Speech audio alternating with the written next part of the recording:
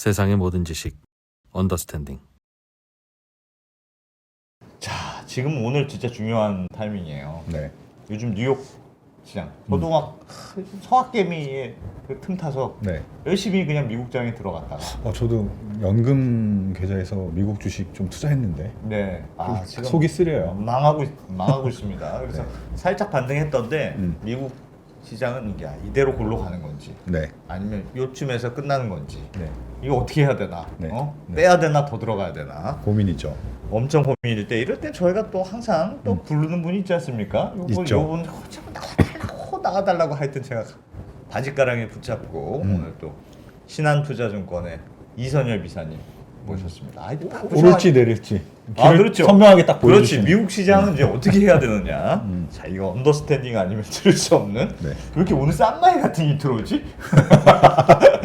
예, 이선열 비사님 모셔보겠습니다. 어서 오십시오. 예, 안녕하십니까. 네, 안녕하세요. 예, 반갑습니다. 예. 하여튼 우리가 마음이 불안하지 않습니까? 다 불안하시죠? 네, 예. 그래요. 뭐 불안.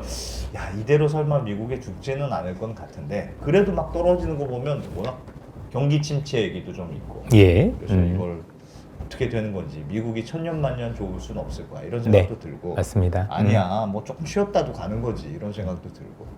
어떻게 봐야 될 것 같아요? 지금 뭐 쉬는 게 좀 격하게 쉬고 있고요. 아마 우리 3프로 시청자 여러분들이 그동안 제 방송을 보셨다라면 지난 연말부터 해서 저의 뷰는 뭐 내일도 우리 누구지? 그 윤지호 대표님 또 나오신다고 하시던데. 예. 제가 이제 거기 나와달라는 거 뿌리치고 지금 여기로 나왔거든요. 그렇지. 그때도 예. 방송 보시면 예. 저는 1분기 미국 시장 많이 쉬어갈 거다라고 말씀을 드렸고 대신 한국 시장이 더 많이 좋을 겁니다라는 뷰를 드렸었어요. 예. 네. 어떻게 보면 지금 시장은 약간 저희들이 생각했던 것보다 조금 더 거칠다라는 데 대해서 이견은 없지만 어느 정도 예견된 하락이었다라고 생각을 하고 현재 전망할 수 있는 어떤 그 조정이었다라고 보고요.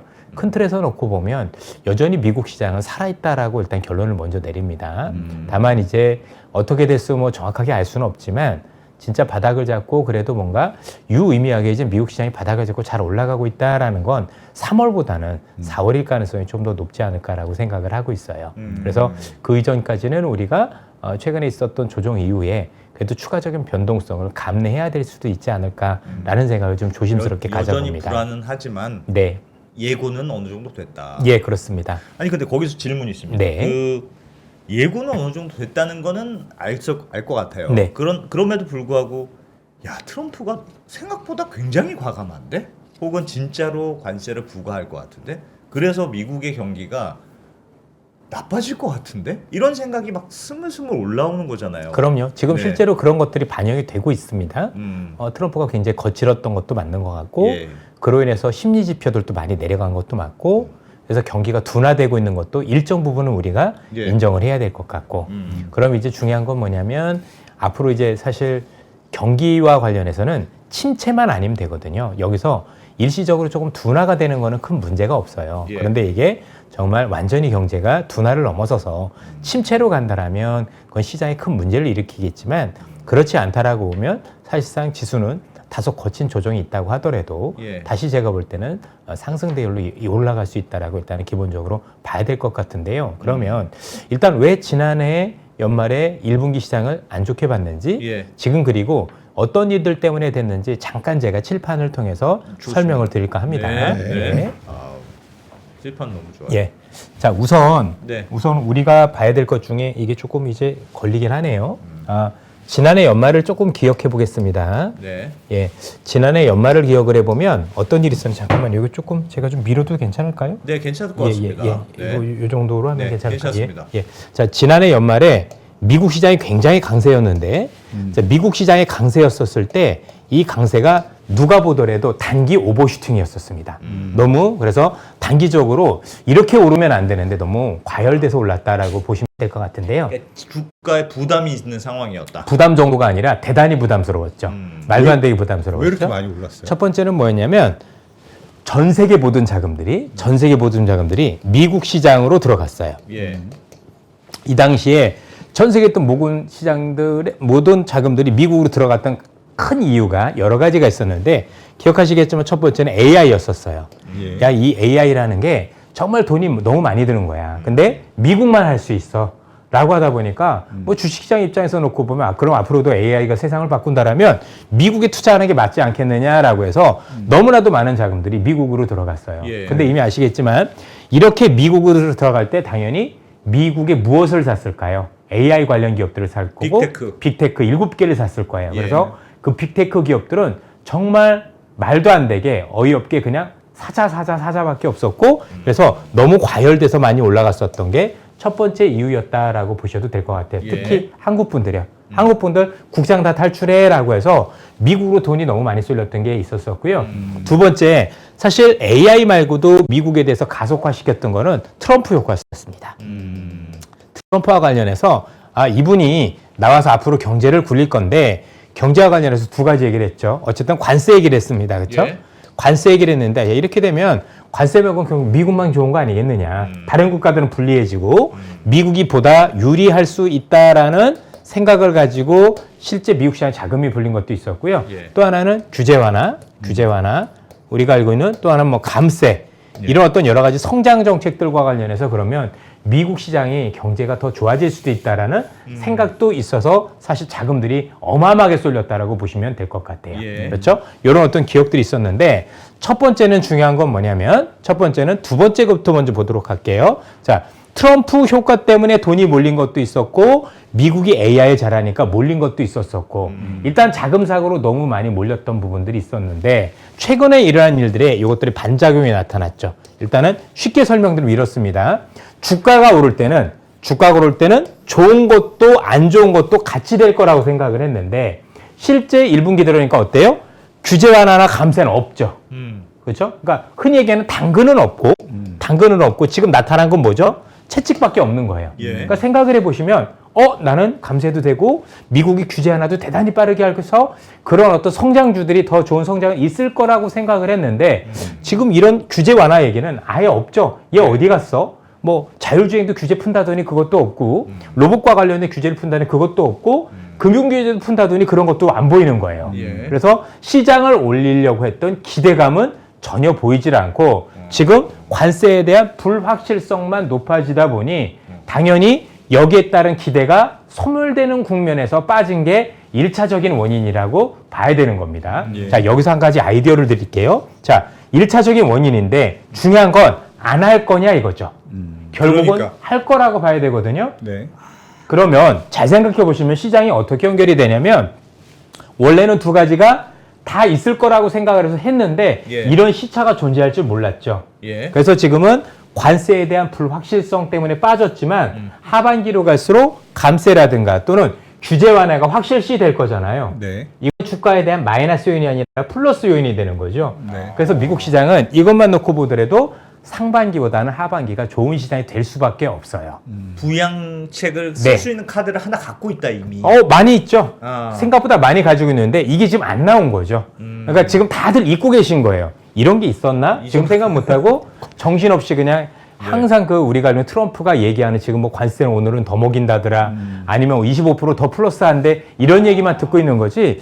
이분이 옛날에 그래 감세도 해줄 거고 그 다음에 지금 보셨던 것처럼 규제 완화도 해준다라는 얘기 있는데 그 얘기는 이제 다 까먹고 있는 거예요. 그럼 이거 안 할 게 아니라는 거죠. 시차를 두고 하는 건데 먼저 채찍이 나왔고 뒤에 당근이 나오는 것 뿐이에요. 예. 당연히 두 개가 동시에 나왔었으면 시장이 이렇게까지 조정은 없었겠지만 네. 그래도 시차적으로 먼저 채찍부터 가고 나름대로 당근이 뒤에 나오기 때문에 예. 사실 주가 측면에서 놓고 보면 당연히 채찍으로 맞을 때 빠지는 게 맞는 거고 그 뒤에 빠진 상황에서 규제 완화라든가 여러 가지 시장을 올릴 수 있는 정책들이 나오게 되면 사실은 지수는 다시 재반등에 노여된다라고 우리는 판단하는 게 맞다. 이런 생각을 기본적으로 가질 수가 있는 거예요. 네. 그래서 일단 이걸 먼저 지켜보자라고 말씀드리고 싶습니다. 그거는 되게 맞는 말씀인데 네. 그럼에도 불구하고 이게 관세 문제가 매우 심각한 게 그렇죠. 관세를 높이니까 물가가 올라갈 거야. 네. 물가가 올라가니까 경기가 나빠도 미국이 금리를 내리기가 어려운 거 아니니? 예. 그러니까 지금 뭔가 이렇게 쓸 수 있는 카드가 없어지는 것 같아. 네. 그런 두려움. 이야, 이거 막상 맞고 너무 정확한 지적이십니다. 막상 맞고 보니까 네. 진짜 장난 아니구나. 실제 그렇습니다. 그러면 이따도 제가 데이터를 보여드리겠지만 예. 사실 지금 시장에서 시장을 조종을 일으킨 큰 원인 중에 그래도 야, 무엇이 제일 먼저 원인이 되니라고 하면 지금 말씀 주신 게 제일 맞아요. 예. 쉽게 얘기하면 지금은 관세에 대한 그러니까 뭔가 우리는 이걸 정책 불확실성이라고 부르죠. 예. 정책 불확실성. 우리 오건영 단장은 되게 글씨를 예쁘게 쓰는데 저는 그렇지 않네요. 네. 얼굴은 제가 더 잘생긴 걸로 하고 뭐 글씨는 오건영 단장님이 예쁜 걸로 하고 예. 이렇게 정리를 하겠습니다. 자, 관세는 일단 정책에 대한 불확실성입니다. 이 불확실성이 너무 크다 보니까 이 불확실성은 두 가지에 대한 우려가 생깁니다. 하나 이렇게 됐을 경우 결국 경기는 둔화되지 않을까라는 우려가 있습니다. 맞는 얘기라고 생각을 합니다. 문제는 경기는 둔화시키는데 당연히 관세가 오르니까 물가도 오를 거야 라고 생각을 하죠. 그렇죠. 그러면 경기는 둔화되는데 물가가 오른다라면 네. 연준은 쓸 수 있는 카드가 없죠. 그렇습니다. 그렇죠? 네. 그러다 보니까 시장이 더 불안해하는 거예요. 예. 사실 이게 제일 커요. 어. 그래서 경기는 안 좋아져. 그런데 경기가 하강하는데 이걸 말하는 브레이크가 안 보이는 거예요. 바꿔 생각을 해보겠습니다.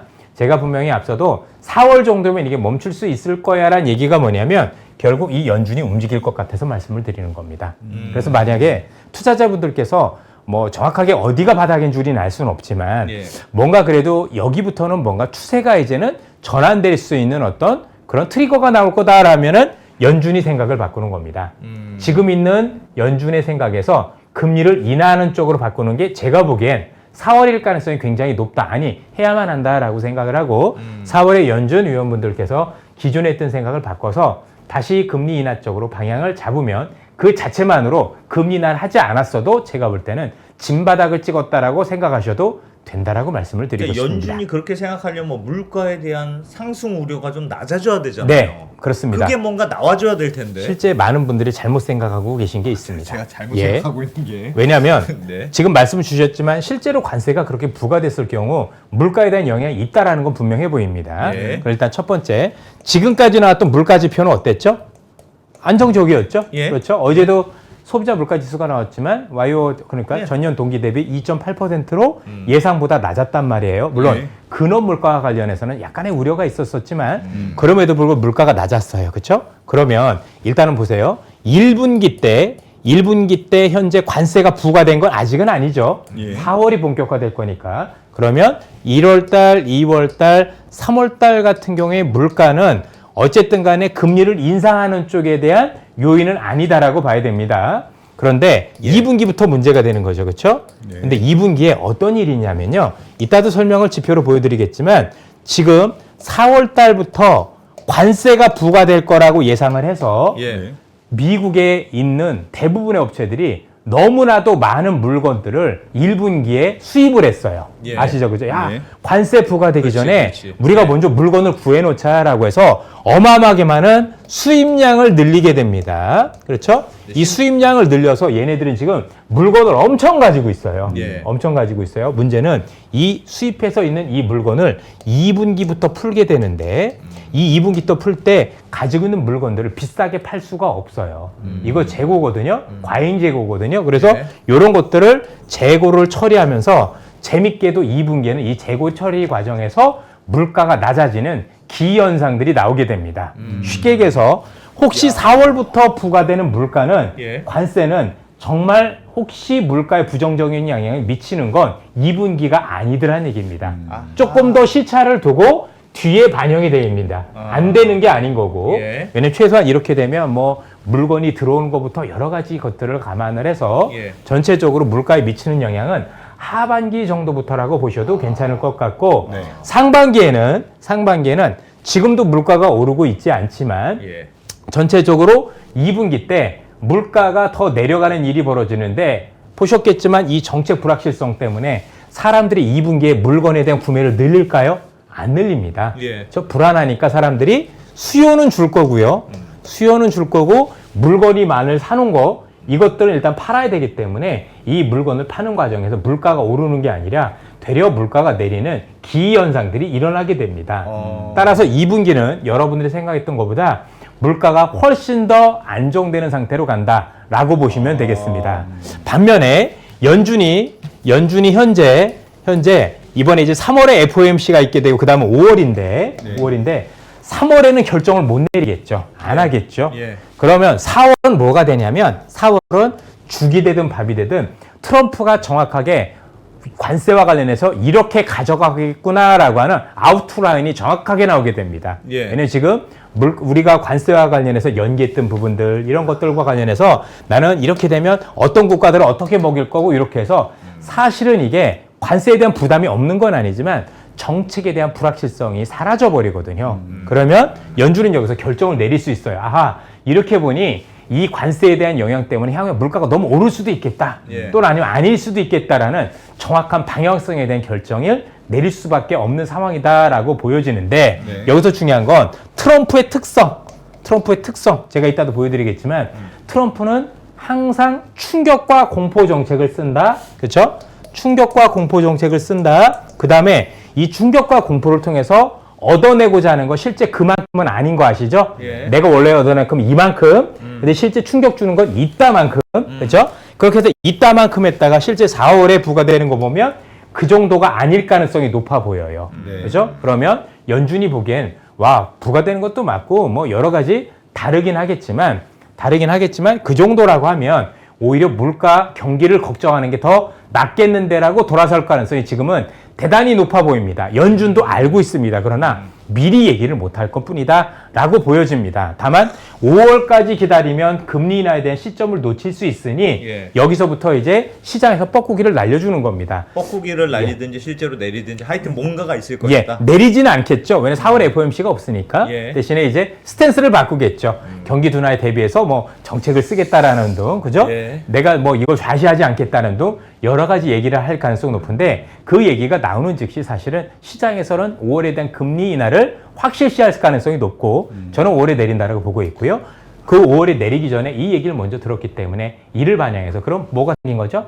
브레이크가 생긴 거다라고 보시면 되고 이 브레이크 때문에 시장은 다시 제가 보기엔 단등세로 그게 단순 반등을 넘어서 추세로 복귀할 가능성이 높다라고 일단 판단하셔야 됩니다. 일단 중요한 건 돌릴 수 있는 가장 큰 트리거는 연준이 생각을 바꿔주는 연준의 푸시다. 물론 이 상황에서 4월이 되기 이전에 트럼프가 시장이 흔들린 거에 대한 겁을 먹고 예. 생각을 바꿔준다면 달라질 수도 있겠죠. 예. 근데 그게 아니다라고 본다면 요 가능성이 높다고 보셔야 됩니다. 여기서 더 중요한 게 트럼프라는 사람이 관세를 부과한다고 할 때 전 네. 세계 모든 국가나 모든 품목에 동시에 관세를 먹이는 보편 관세가 먹여진다면 이건 분명히 제가 볼 때는 물가 상승 요인이지만 품목별로 또는 국가별로 차등하면 여러분들이 생각하는 것보다 훨씬 더 물가 상승폭이 제한될 가능성이 높다라고 보셔야 될 것 같습니다. 왜냐하면 왜요? 트럼프가 이런 거를 얘기할 때 나름대로 미국의 굉장히 물가와 관련해서 불안한 요소가 되는 것들은 지금 피해서 관세를 부과한다라고 지금 얘기를 하고 있고 실제로도 그렇게 되고 있기 때문입니다. 아마 얼마 전에도 보셨겠지만 멕시코에서 들어온 자동차와 관련해서 자동차 일단 뭐하니까 자꾸 연기시켜주고 이런 부분들이 있잖아요. 예. 그래서 실제로 그렇게 하는 부분들이 굉장히 있기 때문에 우리가 생각하는 만큼 물가가 오를 거냐 그렇지 않을 가능성이 훨씬 더 높다. 이렇게 보셔야 되는 게 보다 보편 타당하다고 보시면 될 것 같습니다. 지난번에도 제가 이제 연준과 관련해서 또는 트럼프와 관련해서도 트럼프가 의외로 두려워하는 게 제가 물가라고 말씀을 드렸던 기억이 있는데 예. 트럼프는 지금도 여기서 물가를 올리는 순간 사실 2년 뒤에 있는 우리가 알고 있는 중간선거에서 뺏길 수밖에 없는 거고 뺏기는 즉시 사실은 레임덕에 빠진다. 이렇게 보셔도 됩니다. 본인이 그걸 너무나도 잘 알고 있다라는 측면에서 일단 보실 필요가 있겠습니다. 예. 일단 이것저것 얘기하는 것보다도 일단 지표를 보면서 지금 어떤 일이 네, 벌어지고 있는지 좋습니다. 조금 구체적으로 말씀을 네. 드리고 싶습니다. 첫 번째는 여러분들 차트 한번 보시겠습니다. 이게 지금 미국 관련 S&P 500의 주가입니다. 참고로 요 지표들은요. 가슴 아프네요. 예, 제가 방금 5분 전까지 전부 다 그린 겁니다. 데이터 받아서. 그러니까 전부 다 오늘 자료다. 이렇게 보시면 될 것 같고요. 그리고 굉장히 많이 급락을 했습니다. 그리고 여러분들 여기 보시는 것처럼 쭉 빠져. 원래 장단기 금리가 역전이 되면 그쵸? 그 뒤로 시차를 두고 경기 둔화 신호다, 침체 신호다라는 얘기들을 하죠. 예. 그렇죠? 실제 여기 보시는 것처럼 다시 역전이 됐다 되죠. 저는 이 지표를 믿지는 않습니다. 신뢰를 하진 않지만 전반적으로 놓고 보면 어쨌든 간에 흔히 얘기하는 퀀트 입장에서 놓고 보면 데이터를 중요시하는 분들 입장에서 보면 이전과 같게 경기 침체 시그널을 알리는 시그널이 들어왔고 기술적으로 놓고 보면 200일 이동평균선, 왜 거래일이 200일이면 1년을 얘기를 하는 거죠. 200일 이동평균선 밑으로 떨어졌기 때문에 추세가 하락이야라는 얘기를 할 텐데요. 이게 왜 중요하냐면 이런 것들이 맞물리면 현재 미국에 있는 펀드들의 거의 대부분이 CTA 펀드라고 해서 이게 시세 추종 펀드인데요. 예. 이 펀드들 같은 경우는 이런 시그널이 들어오면 안 보고 그냥 쏟아냅니다. 기계가 쏟아냅니다. 그래서 왜냐면 전 요즘은 아시겠지만 요즘 여러분 많은 투자자분들도 대부분 펀드에다 돈을 집어넣지 않고 ETF라는 걸 많이 사죠. 예, 예. 이 ETF가 이런 파생 상품하고 다 연계가 돼 있어요. 그래서 지금 중요하게 생각해야 되는 게 뭐냐면 나오는 지표나 상황에 대해서는 정확한 인식이 필요하지만 예. 예전처럼 주가가 빠지는 것만 보고 특히 빠진 폭만 보고 사후적으로 해석하면 잘못된 해석을 할 가능성이 대단히 높다고 보셔야 됩니다. 아마 우리 언더스탠딩을 통해서 지난해 8월에도 그때 엔캐리 청산 얘기 나왔었을 때 이게 저는 분명히 기계가 한 거다라고 말씀드렸고 그렇죠. 이게 추세 전환이 아니다라고 말씀을 드렸었는데 그때 뭐 다들 위기다라고 했지만 그들이 주가는 더 많이 올랐었던 기억이 나잖아요. 그 다음 날 반대했어요. 요 메커니즘 알면 그리고 세계적인 펀드가 어떤 펀드인지 알면 그렇게까지 해석을 할 수는 없거든요. 따져는 봐야 되겠지만 여러분 알고 계시는 그 테슬라가 대표적인 예인데요. 테슬라 같은 경우도 최근에 주가가 미친 듯이 예상보다 더 많이 밀린 것도요. 예. 사실은 이 옵션 연계된 매물이 되게 많았던 거예요. 요즘 여러분들 주식과 관련해서도 옵션으로 그쵸 매수하는 경우도 있고 풋옵션 매도하는 경우도 있는데 풋옵션 사는 경우도 있는데 주가가 빠질 것 같은 풋옵션을 엄청 매수하잖아요. 예. 이렇게 되면 여러분도 알고 계시는 것처럼 그 딜러들 입장에서는 이걸 해지하기 위해서는 가지고 있는 그 테슬라를 더 많이 팔아야 해지가 되는 경우들이 있어서 주가를 더 많이 밀어버려요.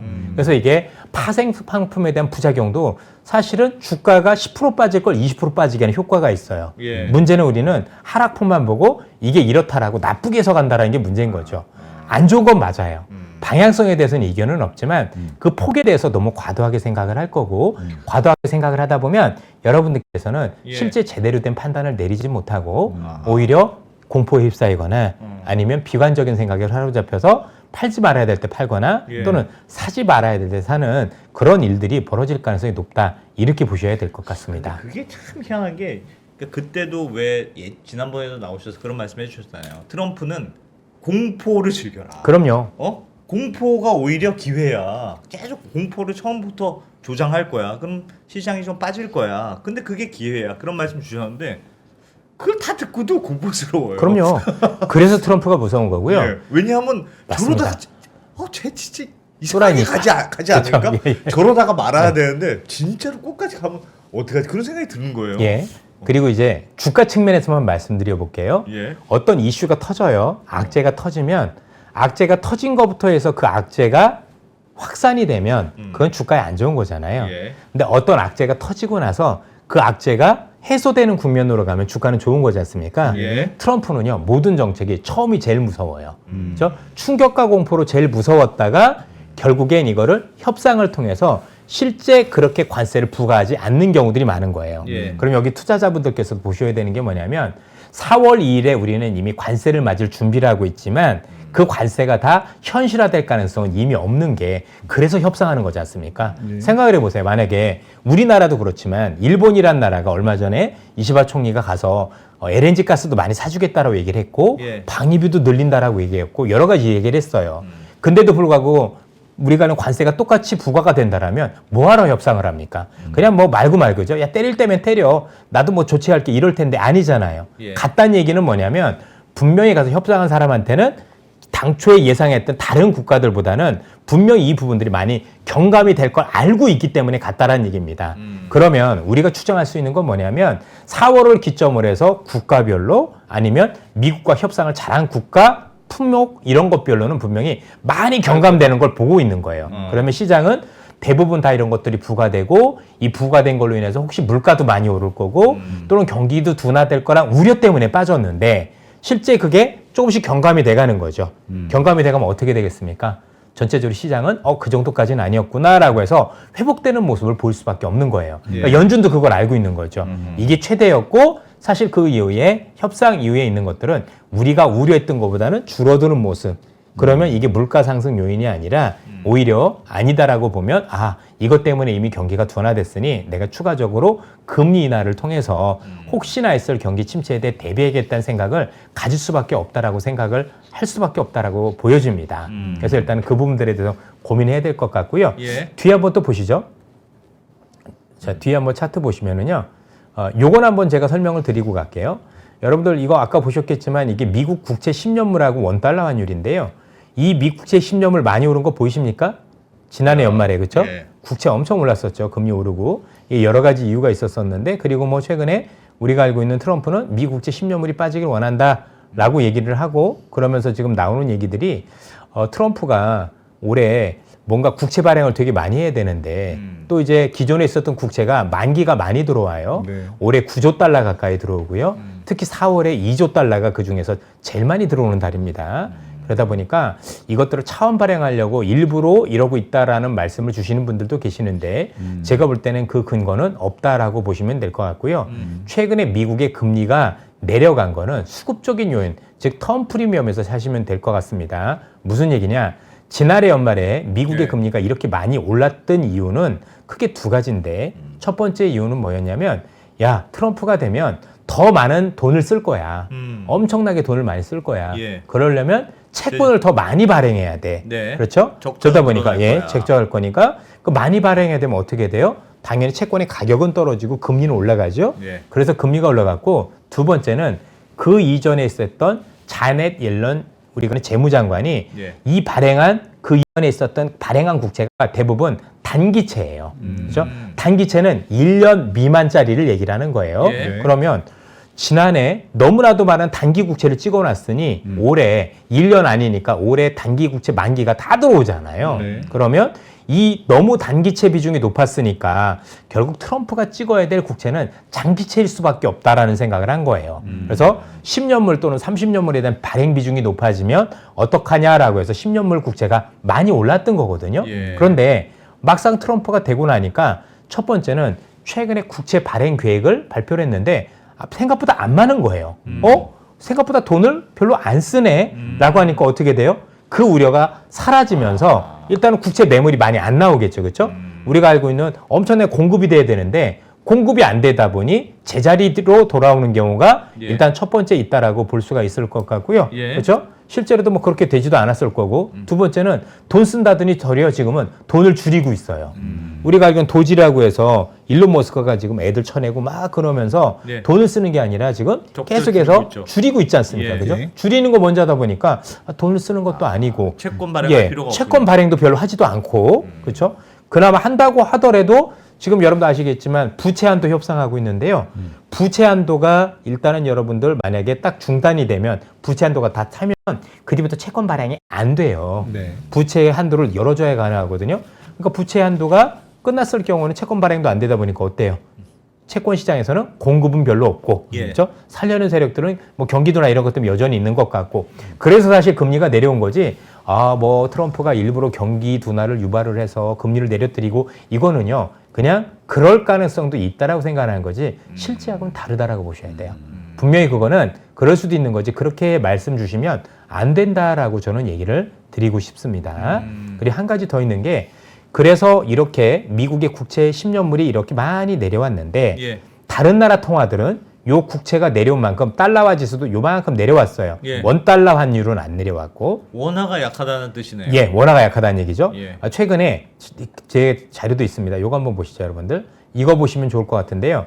이게 보시면 지금 녹색이 원화고요. 이게 파란색이 유로화예요. 유로 달러. 근데 유로 달러가 급등하는 거 보이시죠? 와, 유로화는 되게 강세네. 그러면 원화도 동반 강세여야 되고 달러가 약세여야 되는데 원화는 그렇지 않다는 얘기죠. 이게 이례적인 현상인데 이렇게 보시면 됩니다. 이런 현상들이 일어나는 이유는 결국 재정의 역할이 있다라고 보시면 되겠습니다. 이게 도대체 무슨 얘기냐? 예. 옛날에는 전 세계가 위기가 오면 전 세계 모든 국가가 다 똑같은 정책을 썼어요. 예. 금융위기가 왔다 그러면 미국도 유럽도 한국도 일본도 똑같이 금리를 내리고 똑같이 재정 정책을 썼던 거예요. 예. 그렇지 않습니까? 그런데 이번에 여러분도 아시겠지만 우크라이나 전쟁 이후에 지금 유럽이 어마어마하게 어려워지다 보니까 최근에 독일이 내가 재정 적자를 더 내겠다라고 그렇게 얘기를 했죠. 한다면서요. 예. 이건 되게 중요한 게 유럽이 역사상 처음이에요. 유럽이 내가 재정 적자를 얘네가 마스트리히트 조약이라 그래서 GDP 뭐 몇 % 이하로 제한을 했었거든요. 네. 그런데 유럽이 처음으로 얘기를 한 거예요. 역사상. 헌법을 바꿔서. 맞습니다. 어. 처음으로 세상에 말도 안 되는 일이 벌어진 거예요. 와, 독일이 드디어 돈을 쓴대. 국가 빚내서 돈을 쓴대. 예. 그것도 자기의 정해져 있는 선을 넘어서 이렇게 되면 독일이 넘어서는 순간 나머지 유럽 국가들도 재정 유연성이 생깁니다. 예. 아, 독일도 한다는데 나도 해야지라고 해서 많은 국가들이 경제를 살려서 더 많은 돈을 쓰게 되고요. 그러다 보니 당연히 미국은 지금 긴축하잖아요. 네. 그렇죠? 도지 가지고 긴축하는데 유럽은 돈 쓴다고 하니 어떻게 되겠습니까? 보시는 것처럼 유로가 초강세예요. 그럼 바꿔 얘기해서 한국도 여기 보조를 맞춰야 되는 거죠. 그럼 한국도 지금 추가 경정 예산이라든가 이런 것들을 어마어마하게 편성을 해서 우리도 경제가 어려우니까 정말 돈을 씁시다라고 해야 되는데 우리 정치권을 보면 아무것도 없는 거죠. 예. 그렇죠? 결정이 되는 그래서 그런 거예요. 이 재정을 풀면 환율 그 통화가 강세를 보이는 건가요? 경제가 받쳐지니까요. 경제가 예, 더 활성화될 맞습니다. 거라고. 예, 경제가 어려운 건 팩트고 네. 어려운 걸 방향을 바꿔주는 게 재정이나 통화 정책이 되는 거지 않습니까? 네. 그래서 지금은 어느 국가든지 간에 돈을 더 많이 써서 경제를 부양하려는 의도를 보여야 되겠죠. 물론 이제 이런 건 있어요. 관건이 좀 있는데 나중에 돈을 풀 때 어느 방향으로 풀 거냐. 조금 더 미래지향적이고 예. 국가의 어떤 성장 동력과 관련해서 뭔가 건전한 쪽으로 돈을 쓸 거냐 아니면 진짜 일회용으로 퍼주는 데 돈을 쓸 거냐에 따라서 장기적인 효과는 많이 달라지겠죠. 예. 그렇죠? 예를 들어서 뭐 진짜 건전한 데 돈을 쓰고 이건 정말 국가의 나중을 위해서 이건 꼭 필요하다라고 해서 계속 돈을 써 간다라면 그건 단기적인 부담에도 불구하고 우리나라의 미래 성장 동력으로 연결될 수 있으니 긍정적이지만 네. 반대로 그냥 내가 너희들 당신들 지금 돈 쓰라 좀 얼마 줄게 라고 하면 그때는 좋을 수 있죠. 그러나 길게 보면 빚만 늘어나는 결과로 이어진다. 부동산으로 어쨌든 돈이 갈 거냐. 예, 부동산으로 갈 수도 있고, 그거는 반드시 부동산으로 갈 수밖에 없어요. 예. 분명히 여러분들 말씀드리지만, 예. 만약에 이 돈이 단순 소비되는 데로 가면 이 돈은 100% 부동산으로 가. 왜? 예. 미래가 없잖아요. 예. 그러면 내가, 그죠? 미래에 대한 투자가 없으면 주식하는 게 맞겠습니까? 당연히 부동산이 더 낫죠. 예. 그건 실물이니까. 어허. 그죠? 그러면 부동산에서 돈이 나오게 하기 위해서라도 결국은 주식시장이 도와줘야 할 거고 아니면 이게 아니더라도 조금 뭔가 국가와 관련된 건전된 데 이렇게 옮겨지게 하려면 예. 기본적으로는 좀 더 건전한 데 썼으면 하는 바람은 있는데 그거는 뭐 저희들이 할 문제는 아닌 것 같고 우리는 돈을 안 쓰니까 예, 남들은 지금 도와주고 있는데. 그렇죠. 우리 정치하시는 분들이 굉장히 또 유능한 분들이시니까 뭐 잘할 거라고 생각을 합니다. 예. 유능하지는 않은 것 같습니다. 요즘. 근데 여기서 이렇게 제가 얘기를 해야 돼요. 아니면 이제 그죠? 많은 분들이 뭐라고 할 거기 때문에 예. 속으로는 그렇지 않다고 생각을 하지만 예. 겉으로는 지금 그렇게 말씀을 드려야 된다. 알겠습니다. 이런 말씀을 드리고요. 이게 예. 그 그림의 의미다라고 말씀을 드리고요. 그다음에 여러분들 다시 한번 봐야 되는 게 그때 요거를 말씀드렸고 요거 다시 한번 보세요. 앞서도 잠시 설명드렸지만 지금 미국과 관련해서 경기 둔화 얘기 나오는 게 일단 1분기 성장률은 마이너스가 나올 것 같아요. 그렇죠? 이게 여러분들 아시는 애틀란타 연은에서 발표하는 GDP 나오라는 거죠. 네, 그렇다면서요. 예. 저거 이게 순수입이 많아져서 맞습니다. 저렇다고 예. 들었더라고요. 여기에 오늘자로 현재 가지고 온 건데 이게 이제 위에 있는 것들이 좀 틀려졌다고 보시면 될 거예요. 여기 있네요. 그죠? 예. 여기 있는 거 이제 영문을 제가 그대로 긁어온 거거든요. 1분기 GDP가 지금 얼마로 나오냐면 현재 여러분들 아시는 것처럼 여기 얼마로 나오냐면 마이너스로 나와요. 마이너스 얼마로 나오냐면 2.4%가 되지 않겠느냐 성장률이. 예. 그럼 당연히 침체 우려가 커질 수밖에 없죠. 네. 그런데 이건 앞서도 보셨겠지만 여기서 순수출 기여도가 현재 마이너스 3.84나 돼요. 그러니까 이걸 빼면 어때요? 사실은 플러스인 거예요. 그리고 이 순수출은 말 그대로 수출을 많이 한 게 아니라 터무니없이 수입을 많이 늘린 거기 때문에 금을 많이 수입해 왔다고 들었어요. 뭐 금뿐만이 아니라 네. 여러 가지 수입한 게 되게 많습니다. 저 여러 품목들도. 그래서 실제 우리나라 같은 경우도 수출입 데이터 보면 1개월 데이터가 되게 좋아요. 이게 미리 나갔다라고 보셔야 될 것 같거든요. 그래서 전체적으로 미국이 지금 마이너스 들어간 거는 고려할 필요가 없겠다. 예. 그렇죠? 요거는 일시적인 현상인 거고 두 번째는 다시 한번 말씀드리지만 요 한번 보시면 어때요? 미시건대 소비자 신뢰 지수가 별로 안 좋네. 네. ISM 서비스업 지수 같은 경우도 부정적이네. 네. 심리가 안 좋죠. 예. 그럼 여러분들 2분기 들어서 트럼프의 어떤 불확실성도 여전할 텐데 그럼 예. 사람들이 수요를 늘리진 않을 않죠. 거란 말이에요. 예. 수요를 늘리지 않은 상황에서 이렇게 많이 수입을 해놨으니 이 많이 수입하면 물건은 어떻게 됐어요?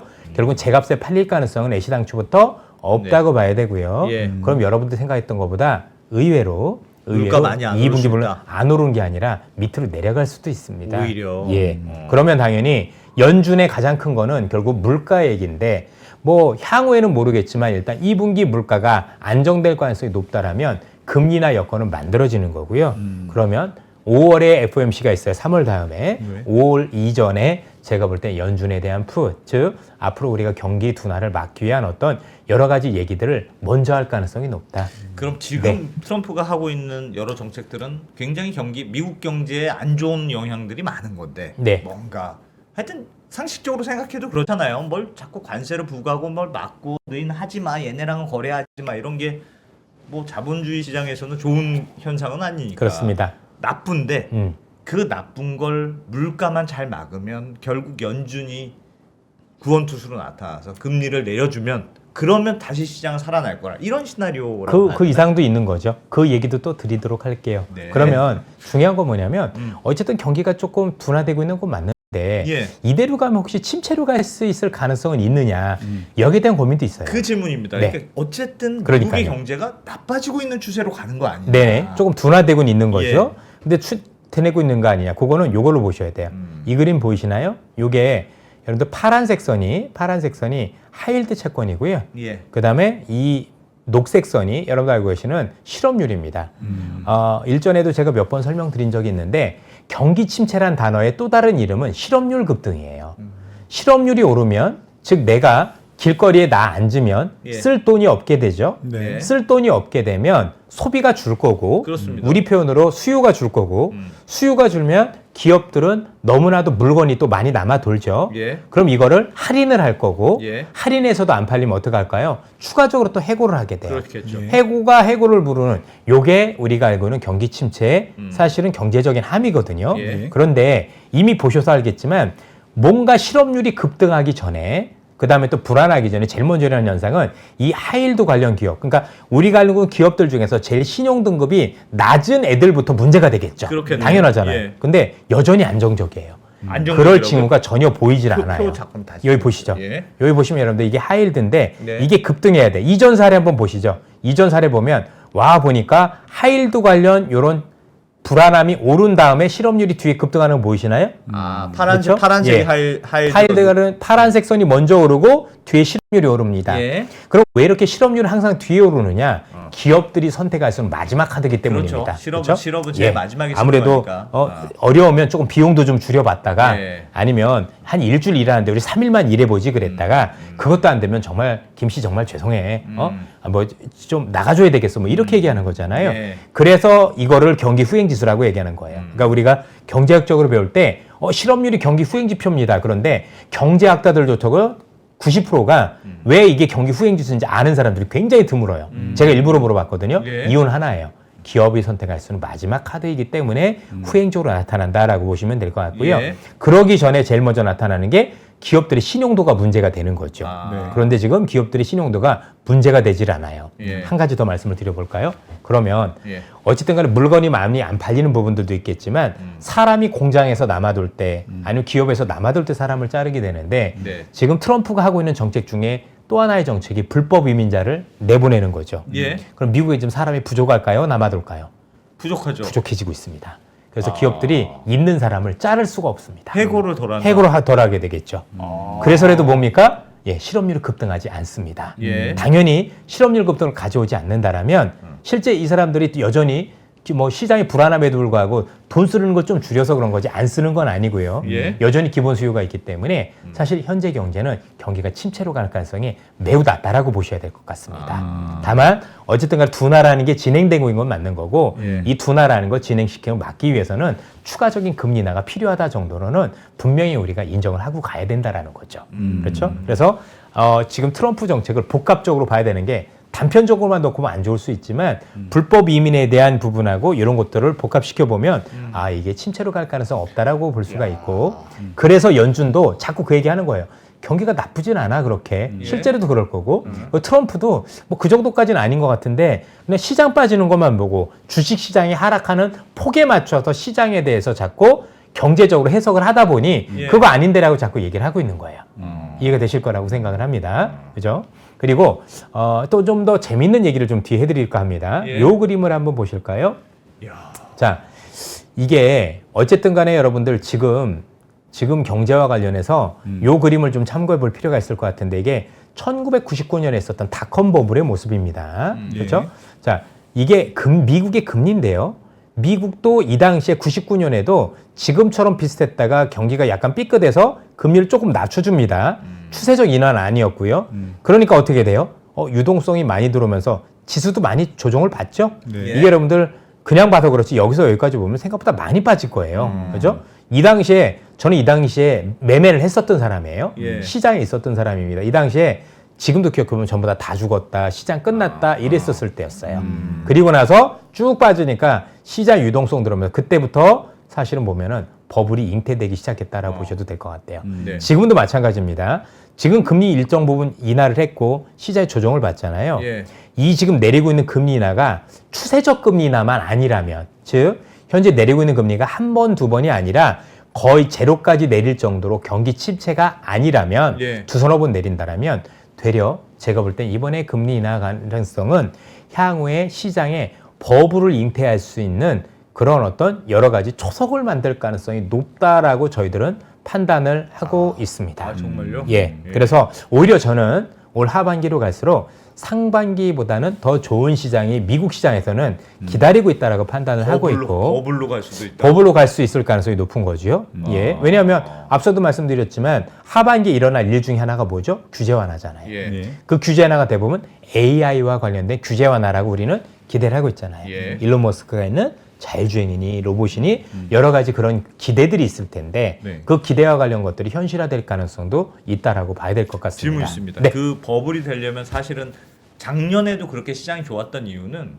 눈 씻고 찾아봐도 투자할 때가 미국밖에 없어서. 그렇죠. 그래서 다들 그냥 예. 우리나라뿐 아니라 그냥 전 세계에서도 다들 미국으로 갔지 않습니까? 근데 요즘은 딥시크 이후에 야 중국도 이제 장난이 아니네. 그 시점과 미국 시장이 빠진 거하고 교묘하게 맞물려 있잖아요. 네. 그러니까 이제는 미국만 답이 아닐 수도 있어라고 생각하니까 중국도 이제 쳐다보게 되는 거고 또 트럼프도 이제 불확실성이 커지고 여러 가지가 맞물려 있는데 과열이 되려면 다시 버블이 되려면 특히나 미국밖에 없어. 에브리바디 미국이야라고 생각해야 되는데 또 중국이라는 대안도 생기고 뭐 그럼 또 과연 그 정도까지 갈까? 두 군데가 같이 갈 가능성이 높다고 봐야 되겠죠. 아주 좋은 지적을 해주셨다라고 판단을 하고 있고요. 예. 실제 중국의 딥시크 충격은 예상보다 큰 게 예. 이게 별 문제가 아닌 게 중국이 이제 미국만큼 잘한다라는 걸 보여준 거잖아요. 그런데 우리가 중국을 싫어하지만 일단은 뭐 요즘 뭐 중국 관련해서 경기 일으키시는 분들 굉장히 많은데 여러분들 중국을 싫어하는 거지 중국의 기술에 대해서 폄하를 하면 안 되는 거거든요. 예. 그 실력은 우리가 미국도 인정하는 건데 우리가 걔들이 그게 안 된다고 얘기할 필요는 없지 않습니까? 예. 객관적으로 바라봐야 되는데 어쨌든 중요한 건 중국의 기업들을 보니까 너무 싼 거예요. 미국에 있는 우리가 알고 있는 AI 관련 기업들은 싼 기업이 PER 기준으로 보통 20배에서 30배, 조금 비싼 건 100배까지 받는데 네. 중국의 기업들은 대부분 지금 10배 미만인 기업도 있어요. 대부분 10배 초반이거나 그냥 제조업 관련된 PR 정도만 받고 있는 거지 요즘은 최근에 좀 오르긴 했습니다만 예, 예. 17배까지 오르긴 했습니다만 여전히 우리가 볼 땐 너무 저가인 거죠. 그러니까 만약에 중국이 자본주의 국가였다면 중국이 더 유리하죠. 훨씬 더. 근데 이쪽은 조금 아무래도 공산주의 국가다 보니까 조금 애매한 측면이 있고 있긴 그러다 보니까 있으나. 이제 최근에 중국인들조차도 중국 본토에 투자하는 게 아니라 홍콩 가서 투자를 많이 하더라고요. 그렇죠? 예. 이게 돈을 빼기 어려워서 그런지 모르겠는데 그런 측면들이 있다고 보여지고 제가 볼 땐 양대 국가가 같이 갈 가능성이 높아 보이는데 예. 이미 아시겠지만 그러면 나중에 중국도 잘할 거고 미국도 잘할 거고 그러면 뭐 시장은 분산이 될 수는 있겠지만 지금 미중 간의 갈등 속에서 중국에 있는 기술을 미국이 쓸 거냐 이거죠. 계속 그래서 편가르기를 하는 거예요.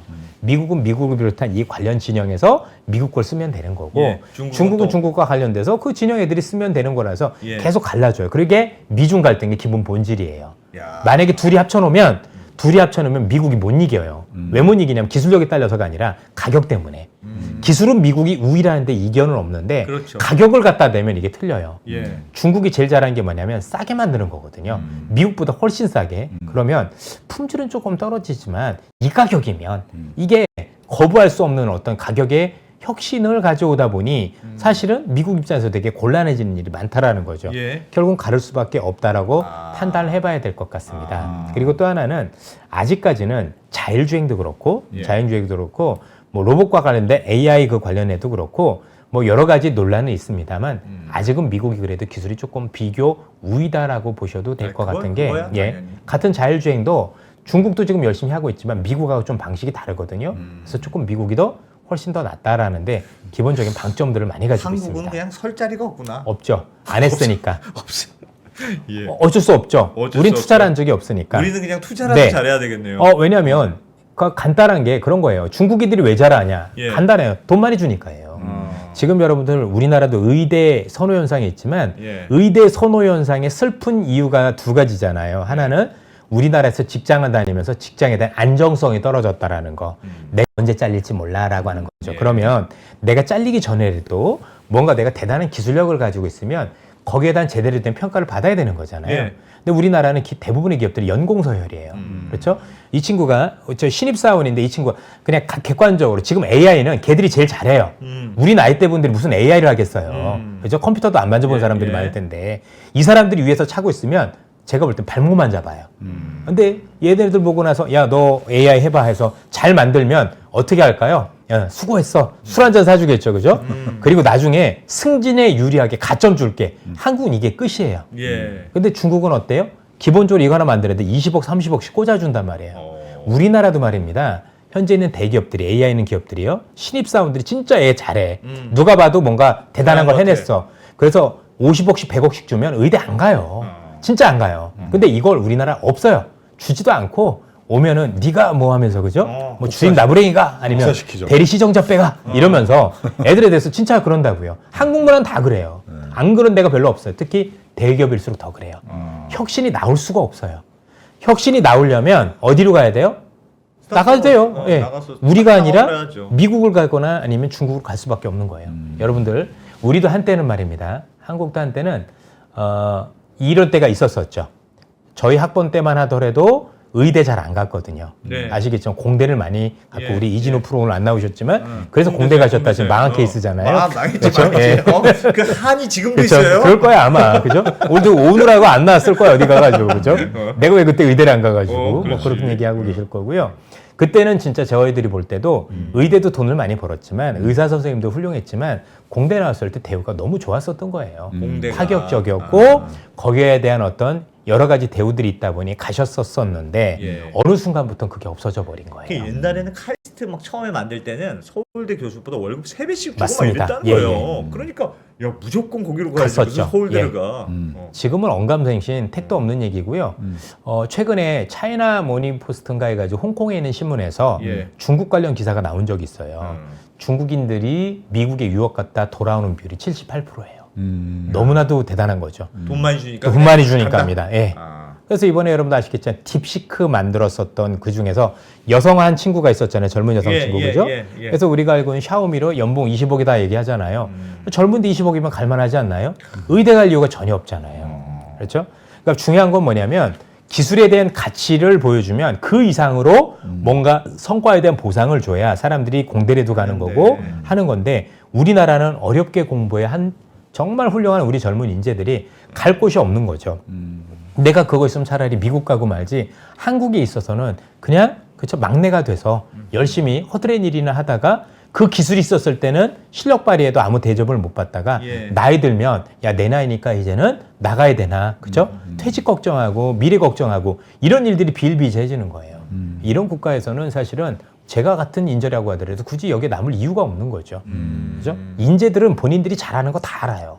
옛날 같지 않고 겸손이 미덕이 아니에요. 예. 잘하면 잘하는 거에 대해서 제 가치를 받을 수 있는 세상이 돼야 되는 건데 우린 그런 점들이 좀 아쉽다 이런 말씀을 드리고 싶습니다. 어쨌든 조금 얘기가 샜는데 지금 앞서도 보셨겠지만 저는 미국 시장도 그렇고 중국도 마찬가지겠지만 조만간 이 시장이 이게 끝이 아니라 정책 전환 이후에 뭔가 다시 바닥을 잡을 가능성이 높다라고 보고 있고요. 네. 이 바닥을 잡은 이후에는 뭔가 지금보다 조금 더 올라갈 수 있는 가능성이 높다. 통상적으로 시장이 올라갈 때는 두 가지 중에 하나가 필요해요. 하나는 실적이 더 좋아지거나, 그래야죠. 그렇죠? 예. 실적이 좋아지거나, 아니면 돈이 많이 풀거나. 도달은 돈이 많이 풀려서 그게 꿈으로 연결이 되거나 네. 이런 부분이 있어야 되는 건데 최근에 아까 제가 딥시크를 왜 지금 말씀 주셨냐면 이 딥시크 이후에 중국에서도 그렇고 국내에서도 그렇고요.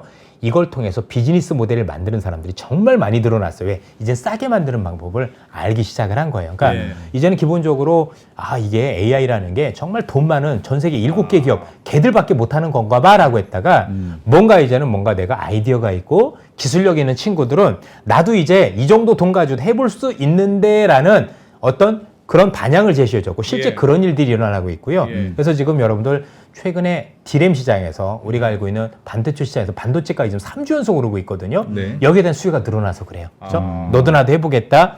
이게 경량화해서 이렇게 해보면 될 수 있겠는데라는 얘기들이 많이 나오기 시작해서 하는 것들이 많이 나오고 결국엔 딥시크의 충격뿐만이 아니라 이 충격 이후에 뭔가 우리가 생각지도 못했던 비즈니스 모델이 나오는 시기가 예. 조만간일 수도 있겠는데 이게 나오는 시기에 주가도 보니까 많이 빠져 있어요. 그죠? 이게 웬 떡이나 할 수 있는 거고 시장의 금리도 내리니까 어때요? 돈도 한 번 또 갈 데도 없는데 내가 주식 한번 또 해봐야지 라는 어떤 시그널이 나올 수 있는 게 저는 하반기부터 시작된다라고 생각을 하고 있고 그 기점은 4월일 가능성이 높지 않을까라고 조심스럽게 전망을 이야. 하고 있는 겁니다. 경제 지표는 4월부터도 좋아질 거라고 보세요. 그럼 지표는 약간 둔화되지만 예. 침체는 아니다라고 확인을 하는 거죠. 그 정도까지는 아닐 것이다. 그리고 혹시 조금 더 안 좋아질 개연성이 있으니 그걸 금리 인하가 막아주는 거죠. 그러면 여기서 더 이상 나빠지는 건 최소한 속도는 많이 줄어들겠는데라고 하는 거고 거기서 앞서도 말씀드렸지만 거기서 경기 지표가 더 많이 망가지려면 트럼프에 대한 불확실성이 갈수록 확대가 돼야 되는데 네. 시작한이 4월 이후부터는 이게 최고점이었다가 그 뒤부터는 불확실성이 확산되는 국면보다는 이제는 협상 국면 그러면서 타결 국면으로 갈 거잖아요. 네. 타결이 되면 될수록 우리는 잃는 게 많겠죠. 분명히. 예, 그죠? 예. 우리는 잃는 게 많겠지만 미국 입장에서는 그만큼 불확실성이 사라지고 또 관세에 대한 위협이 낮아지는 거잖아요. 그러니까 낮아지는 만큼 좋아지고 금리를 내렸으니 더 좋아질 거고 하반기에 규제 완화하고 감세가 있을 거니까 버무려져서 올라간다고 생각을 해보시면 좋겠죠. 그 시나리오에서 가장 혹시나 생각대로 안 되면 어떡하지 걱정하는 부분은 있습니까? 감세죠, 뭐. 파월이 마음대로 안 해. 감세? 예, 왜냐 감세는 우리가 알고 있는 대통령이 마음대로 하는 게 아니라 예. 의회 협조가 있어야 되거든요. 그렇죠? 여기에 대해서는 조금 고민이 있다 정도로 말씀을 드려야 될 것 같아요. 근데 왜냐하면 지금 의회는 공화당이 장악하고 있죠. 장악하고 있지만 그 중에서 트럼프에 대해서 조금 비협조적인 분들도 있는 것 같아요. 그렇죠? 그러다 보니까 반드시 트럼프 편을 든다라고 얘기하기 어렵죠. 이미 여러분들 보시면 지금 트럼프가 하고 있는 거의 90%의 정책이 아니야. 100%의 정책이 다 행정명령이에요. 예. 이 얘기는 뭐냐면 의회 없이 움직이고 있다는 그렇습니다. 얘기예요. 그렇죠? 네. 그 얘기는 의회가 자기들한테 고분고분하지 않다라는 의미도 있겠죠. 그렇지 않겠습니까? 왜냐면 지금 한 표 차이로 이기고 있잖아요. 그 이 중에서 몇 분이 반대를 하시면 달라질 수도 있는 거죠. 그렇죠. 그럼 이제 그 의회에 계신 분들은 원하는 게 있겠죠. 그렇죠? 나한테 이걸 주면 나도 마음을 그렇지. 들어줄게. 예. 이러지 않을까 싶은데 그래서 결국은 되지 않을까라는 생각을 기본적으로 가지고 있는데 감세 정책이나. 예, 그렇습니다. 결국은 되지 않을까. 왜냐면 감세라는 게 더 세금을 깎아주겠다 의미보다는 기존에 했던 감세 정책이 연장되는 거거든요. 그렇죠? 올해 연말로 되면 그게 일몰이 돼버려요. 네. 끝나서 이걸 좀 연구한다던가. 근데 제가 볼 땐 연구하면 안 받아주겠죠. 예. 그래야 나중에 또 협상을 할 거니까 예. 트럼프한테. 그래서 내가 1년 더 연장해줄게. 뭐 이런 식으로 제가 볼 땐 되지 않을까라는 생각이 드네요. 감세 정책을 아직 카드를 안 쓰는 게 그걸 하면 이제 의회에서 되니 안 되니 하는 자기의 주도권이 아니고 없어요. 의회로 주도권이 맞습니다. 가는 게 싫어서 그럴 예. 수도 있겠네요. 그리고 또 아직 시간이 남아있는 거죠. 연말까지니까. 올해 안에 어떻게 처리하면 되는 거고 예. 여러 가지 부분과 관련해서 시장의 신뢰를 얻을 수 있는 여러 정책들을 한 다음에 이렇게 하니까 세금도 깎아주면 왜냐면 의회 입장에서는 제일 중요한 게 예. 감세안을 연장해 줄 때는 뭔가 재정에 대해서 불안한 요소들이 많이 없어져야 해줄 거잖아요. 예, 그렇죠. 그러니까 지금 시기부터 하는 거예요. 그렇죠? 다른 거부터 그렇죠. 먼저 하고 일단 준비부터 예. 하는 거고. 여러 가지 일단은 보셨겠지만 정부도 슬림하지만 그러네. 한국하고 일본한테 방위비 엄청 얻어낼 거잖아요. 예. 우리 안 쓸 수 있을까요? 제가 볼 때 줄 수밖에 없는데. 예. 그렇죠? 주고 나면은요. 주고 나면 일단은 거기서는 미국 입장에서는 방위비도 많이 줄이는 거잖아요. 네. 여러 가지 줄이니까 어떻게 돼요? 아, 이 정도면 감세는 일정 부분 해줘도 무리가 없겠다라는 판단이 들게 만들어주는 거죠. 그게 아니라 지금 막 트럼프가 돈 엄청 쓴다라고 얘기를 하는데 나중에 감세안도 통과시켜주면 그건 100% 통과가 안 돼요. 그렇지 않습니까? 야, 나중에 재정 어떻게 하려고 그래? 지금도 1년 이자 비용이 방위비보다 더 많은데 너 어떻게 하려고 그래? 얘기할 거 아닙니까? 그렇죠? 그러니까 다 생각이 있는 거예요. 다 생각이 그럼요. 이게 시차별로 지금 해야 될 것, 뒤에 해야 될 것들을 다 나눠놨어요. 예. 근데 앞서도 말씀드렸지만 우리 시장 지난 연말에는 이게 동시에 이루어질 거라고 생각을 하다 보니까 한꺼번에 반영을 했는데 지금 보면 안 좋은 것부터 먼저 반영을 하고 좋아지는 거 뒤에 엄청 많은 거예요. 그렇죠? 왜 좋아지는 거 반영되면 주가가 빠집니까? 안 빠지지? 네. 그때 되면 이미 관세에 관한 거는 어떤 식으로든 죽이 되든 밥이 되든 결정이 나 있겠죠. 좀 한국은 10% 맞고 뭐 일본 5% 맞든 예. 어떤 식으로는 이미 나 있을 거잖아요. 거기에 대한 영향은 이미 반영이 되는 상황이라고 보셔야 돼요. 근데 다만 시장이 언제 반등할지 정확하게 예측하기는 아직 그거는 어렵다. 신만이 아시겠죠. 그렇죠? 뭐 그거 알면 제가 여기 있는 게 아니라 선물 옵션 이런 거 하면 수천 비씩 벌지 않겠습니까? 근데 무엇 때문에 반등할지를 아는 거죠. 예. 그 트리거는 연준이 움직일 때가 연준이 움직일 가장 때구나. 신뢰가 높다. 물론 이제 그 이전에 트럼프도 조금 보고 생각을 바꿔주면 좋을 것 같은데 예. 그게 아니라면 연준이 마음을 바꿔줄 때가 가장 신뢰도가 높다. 즉 여러분들께서 더 이상 변동성을 고민하지 않고 내가 그래도 저가 매수로 정확하게 들어갈 수 있는 시기가 이때다. 왜냐면 그 이전에도 바닥은 찍을 수도 있거든요. 예. 그러나 신뢰에 대한 부분들은 거기서 찾았으면 좋겠다는 말씀드리고 싶어요. 그게 시그널, 그게 네, 그렇습니다. 신호라고 생각하면 된다. 파월의 입을 봐야 된다. 분명히 미국 저기 누구지 트럼프도 그걸 알고 있어요. 그리고 트럼프가 처음에 이거 할 때 그 물건들을 먼저 사재기 할 걸 모르고 있었을까요? 그건 다 네. 알고 있었을 거라는 생각을 해요. 그리고 앞서도 말씀드렸지만 사람들 지금 심리 불안해서 돈을 덜 쓰려고 하는데 저렇게 물건을 많이 사놨으니 그 물건 처리하는 과정에서 물가가 오른다고 얘기하는 게 또 넌센스예요. 그래서 처음부터 트럼프는 관세 때문에 물가가 오를 걱정이라는데 아니다라고 얘기하는 게 다 이런 계산이 있었다라고 보시면 돼요. 왜? 저도 계산이 되는데 그게 계산이 안 되겠어요? 트럼프는 다 계획이 보이잖아요. 있군요. 그럼요. 왜냐면 이거 4년을 준비한 거예요. 이게 즉흥 게 아니라 4년 동안 뭘 어떻게 할까? 사실 큰 그림은 일정 부분 짜여져 있었다라고 봐야 될 것 같고 네. 그 그림에 따라서 뭐 물론 본인이 원하는 대로 다 되는 건 아니겠지만 나름대로 현재는 본인이 생각한 권역 안에 있다라고 보셔도 될 것 같습니다. 한번 떨어진 다음에 사람이 바뀐 것 같아요. 그럼요. 초반에는 되게 좌충우돌하는 느낌이었거든요. 그러니까 캐치프레이즈는 있는데 뭐 이렇게 했다가 저렇게 했다가 하는 느낌인데 이번에는 뭐 이렇게 전략이 있는 느낌이에요. 막 옆에서 해도 크게 흔들리지 않고 예. 그리고 뭐 얼마나 하고 싶었겠어. 맞아요. 이렇게 하고 저렇게 하고. 일전에도 말씀드렸지만 지금 트럼프 관세 정책의 가장 큰 핵심은 두 가지잖아요. 하나는 어쨌든 미국에 투자를 많이 해주세요라는 예, 거고요. 예. 근데 중요한 건 투자가 확정될 필요 없고 투자 계획만 얘기하면 돼요. 그렇죠? 내가 이렇게 들어갈 계획이 있습니다. 네. 여러분들 생각을 해보십시오. 우리 삼성전자가 또는 현대자동차가 이런 훌륭한 기업들이 미국에 투자를 하는데 즉흥적으로 결정할 수 있는 게 아니지 않습니까? 예. 여러 가지 요인으로 검토도 하고 어느 땅에 해야 될지도 봐야 될 것 같고 그죠? 그래서 미국과 협의도 있어야 되고 해야 되는데 트럼프 생각은 뭐냐면 그럼 이게 1, 2년 걸리는 사업이 아니죠. 예. 몇 년이 걸려요. 네. 그래서 트럼프가 원하는 건 투자 계획이에요. 그럼 이 투자 계획이 100% 실행될 거냐? 아닐 수도 있죠. 예. 근데 트럼프는 왜 좋냐면 그 뒤에 안 되는 건 내가 한 게 아니에요. 음. 나는 투자 계획을 받았는데 만약에 혹시 다음에 민주당 정권이 들어와서 그 투자 계획이 틀어지면 너 때문인 거예요, 진짜로.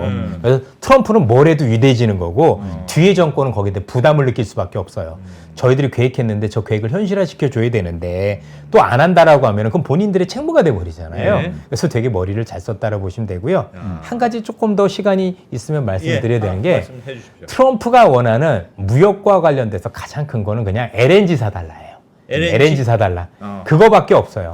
왜 없냐면 생각을 해보십시오. LNG 썼어요. 예. 지금 저 자, 받아 적어야 됩니다. LNG. 관세 얘기 많이 하는데 예. 의미가 없는 게 말입니다. 관세 얘기 했는데 자 우리가 조금 죄송한 얘기지만 미국 차 너무 좋잖아요. 제가 예. 보더라도. 근데 여러분들 선호도 높으세요?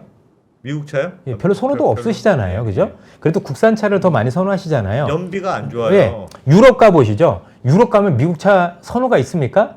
없죠. 없어요. 그렇죠? 예. 그러면 관세 깎아준다고 거기서 미국 차를 사겠어요? 아니죠. 예. 자, 트럼프는 그런 얘기를 하는 거예요. 우리가 무역 조건이 동등했으면 좋겠다라는 얘기를 하잖아요. 그런데 그 무역 조건이 동등해지면 미국의 무역 적자가 해소가 되냐는 얘기죠. 안 되죠. 그래서 얘기한 게 뭐냐면 관세 말고도 비관세 장벽을 얘기를 한 거예요. 예. 자, 그럼 비관세 장벽을 엄청 얘기하면 그 의미가 뭐냐면 핵심이 하나예요. 어차피 니들이 우리 차 살 것도 아닌데 무역 적자는 해소시켜 줘야 돼. 그러면 무역을 니네가 흑자 낼 만큼 뭔가 사주면 되잖아. 예. 그게 전부 다 LNG 가스예요. 그렇죠? 이거 가스 사주면 내가 없던 걸로 퉁쳐줄게. 예. 이 얘기를 하고 있는 거고요. 그래서 우리 주시장에서 최근에 달리고 있는 종목들이 희한하게도 전부 다 가스 관련주들이 오르는 것도 무관하지 않다라고 보셔야 돼요. 제가 증거 한번 보여드리도록 하죠. 가스공사 이런 아이, 거 그럼요. 사람이가 예. 가스공사? 가스공사 그냥 사오는 애들이잖아요. 여러분들은 어떻게 보셨는지 모르겠지만 예. 우리가 신문기사 한번 읽어볼까요? 요거 한번 보실래요? 자, 트럼프 에너지 패권은 LNG라는 얘기가 나오는데 예. 트럼프 2기에서는 LNG가 관세 정책을 위한 핵심 카드로 부상하고 있대요. 그렇죠? 핵심 카드로 부상하게 있대요. 트럼프는 자국산 에너지의 적극적인 수출로 단순 에너지 독립을 넘어서 에너지 패권을 거머쥐겠다는 게 목표인데 예. 에너지 패권이 되려면 수요처가 있어야 되죠. 예. 누군가 사줘야 되는데 안 사줄 거잖아요. 알라스카에 있는 거. 그러니까 뭐죠? 그렇습니다. 한국 니네가 사고 유럽이 사고 일본이 사라는 얘기예요. 예. 볼까요? 이 얼마 전에 모디 총리가 미국 간 거 아시죠? 예. 무슨 카드 내밀었는지 여러분들 기억 안 나시죠? 여기 나오죠? 인도는 미국을 인도의 주도적 석유 가스 공급자로 복구시키고 일본이 뭐예요? 내가 너희들 가스 사줄게. 뭘 원하는지 알고 있는 거예요. 그렇죠? 예. 석유도 사주고 가스 사줄게. 그럼 어떻게 돼? 우리 무역 수지가 내가 흑자 난 만큼 가스하고 석유 사줄 테니까 어떻게 되죠? 예. 무역 수지가 균형이 되죠. 예. 이 얘기를 하고 있는 거예요. 그러면 뭐 안 먹이기? 관세 안 먹이기. 이 얘기를 하고 있는 거고요. 일본은 안 그랬는 줄 아십니까? 일본이 미국과의 정상회에서도 LNG 수입 확대와 뭐부터 얘기하죠? 내가 가스부터 사줄게. 예. 무역 극자 왜? 일본 차가 미국 차보다 더 좋은데 간다고 미국 차 살 거냐 이거죠. 그죠? 열어줘도 안 사요. 농산물도 안 사요. 왜? 우리나라도 일본도 유럽도 농산물 열어주는 순간 어떻게 되는 줄 아시죠? 국회의원들 배지 다 떨어져요. 그렇죠? 우리 저기 전국에 계신 농민 여러분들 전부 다 트럭 태권으로 서울 다 상겨가실 거라고요. 차라리 트럼프 말 안 듣는 게 낫죠. 그것도 안 돼. 그럼 살 거는 가스밖에 없어요. 근데 이사님 그 네. LNG를 사오는 거랑 LNG 회사의 주가가 오르는 거랑 무슨 관계? 아닙니다. 미국 LNG. LNG 관련 개발 회사만 오르고 있어요. 그래서 개발. 예. LNG를 샀다 파는 애들이 오르고 있는 게 아니라 예. 개발과 관련되거나 운송된 애들만 그래서 오르는 거예요. LNG 배. 예, 그렇죠. LNG 배 배. 만들고 그래서 조선도 최근에 터미널 만들고. 특정 LNG 쪽에 특화된 쪽이 더 많이 올랐었을 거고 터미널 쪽에들 엄청 올랐을 거고 여러분들 가스와 관련 본행지 업체는 최근에만 2배가 올랐어요. 예. 시장이 이렇게 영악하게 움직여요. 그죠? 사람들은 지금 트럼프가 뭘 원하는지 바이든은 IRA 정책을 통해서 신재생 에너지를 키웠던 거 기억나십니까? 네. 그래서 우리 때 2020년대 배터리 관련주 제일 많이 올랐잖아요. 트럼프 경제의 패권은 에너지예요. 에너지 중에서도 LNG죠. 근데 여기서 왜 석유가 에너지고 아니고 LNG입니까? 석유는요, 유럽이 못 사요. 자, 유럽은 친환경에 목을 매는 애들이에요. 그죠? 되게 고상한 척하는 애들이란 말이에요. 그런데 석유는 우리에게는 탄소 많이 배출하는 애들은 안 산다고요. 근데 이 녀석들이, 유럽 이 녀석들이 자기네들이 살이 떨리니까 얼마 전에 법을 바꿨어요. 친환경 안에는 원전하고 LNG도 포함된다라고 얘기를 해놓은 거예요. 예. 그러니까 트럼프 입장에서 뭘 파는 게 유리하죠? 예, 가스를 파는 게 유리하죠. 그래서 너희들이 이거 내 거 사가. 그러면 무역 수지가 맞춰지잖아라는 게 가장 큰 포석이에요. 즉, 그래서 가스를 팔이겠다는 가스팔이가 굉장히 중요한 거고요. 당연히 이를 통해서 미국에 투자를 하게 하려는 계획도 일단은 동시에 같이 하고 있다. 물론 이제 일부는 보편 관세를 통해서 나중에 수입을 확대하려는 그런 부분도 있겠지만 그건 물가를 올리는 안 되는 수준에서 하겠다 정도로 보시면 될 것 같습니다. 어떤 종목이 찍어달라고 하란 말이야. 그렇죠? 찍어달라고 요거 한번 해야지. 보실래요? 나중에 조용히 멈춰. 자, 요거 한번 보시면은요. 며칠 전에 네. 미국의 트럼프의 올인팔입니다. 네. 이분이 오셔가지고 한국에 알라스카 LNG 사달래라고 이제 아주 대놓고 얘기하고 갔어요. 그렇죠? 예. 그리고 또 한 번은 안 거 볼까요? EU하고 트럼프하고 위협하는데 밑에 보이세요? 협상 카드는 뭐래요? LNG 무기 구매 검토래요. 그렇죠? 협상 카드는 이거다. 결국은 LNG. 유럽도 아니면 우리가 알고 이런 애도 알한 거예요. 여러분도 아시겠지만 이미 가스 같은 경우는요. 보통 한 번 수입하면 기본 계약이 10년 단위예요. 네. 10년, 20년, 30년 이러기 때문에 만약에 여기서 이런 것들을 해주면 미국의 가스 채굴과 관련해서 사업성이 확보가 되는 거죠. 예. 그런 그 사업성이 되기 시작을 하면 개발이 됐을 경우 거기서 수많은 일자리들이 창출이 되겠죠. 그리고 가스와 관련돼서 공급 과잉이 되면 또 중요한 게 뭘까요? 예, 물가도 많이 내리겠죠. 그렇죠. 에너지 가격도 내리면서. 그러면서 이걸로 인해서 미국이 전기료가 많이 싸질 거니까 제조업을 할 수 있는 유리한 환경이 되겠죠. 이게 트럼프가 그리고 있는 그림이에요. 예. 그러면 투자자분들은 트럼프가 그리고 있는 그림을 어떻게 같이 가져갈 거냐 여기에 대한 고민을 하셔야 되고 여러분 들으신 걸 바탕으로 해서 트럼프가 하는 얘기 또는 각국이 분명히 이걸 가지고 뭔가 그죠? 협상을 할 텐데 어떤 걸 가지고 협상하는지 보시라는 얘기예요. 자동차 저 사준다는 얘기 못 한다니까요. 예. 사도 소비자가 안 사면 그만인 거예요. 그렇죠. 그렇죠? 그러니까 트럼프는 머릿속에서 상호관세 가장 큰 의미는 무역의 균형이에요. 그렇죠? 너 너무 흑자냈어? 나하고 똑같이 해줘야지. 그럼 네가 내 거 뭘 사줘야 될 텐데 살 거 없지? 나도 알아. 그러니까 가스 오케이? 이렇게 얘기해 주겠다고 보시면 되겠습니다. 알겠습니다. 예. 야, 좀 명확하네. 그냥 LNG가 그냥 머릿속에 팍 박히네. 예. LNG. 네. LNG다 LNG. 알겠습니다. 알겠습니다. 네. 야, 되게 미국 시장 하도 많이 떨어지고 그래서 그럼요. 걱정이 많았는데 뭐 당분간 조금 변동이 더 있을 거는 같습니다. 네, 예. 그래도 말씀 들으니까 조금 안심은 되네요. 조금 지켜보면 또 좋은 소식도 있을 것 같습니다. 야, 역시 뭐 이서열 이사님 그냥 대박이네. 나오실 때마다. 감사합니다. 예, 고맙습니다. 앞으로 안 가고 우리 언더스탠드. 아, 그럼요. 내 혼나는 거 아닌지 모르겠습니다. 예. 네, 이서열 이사님 고맙습니다. 예, 감사합니다.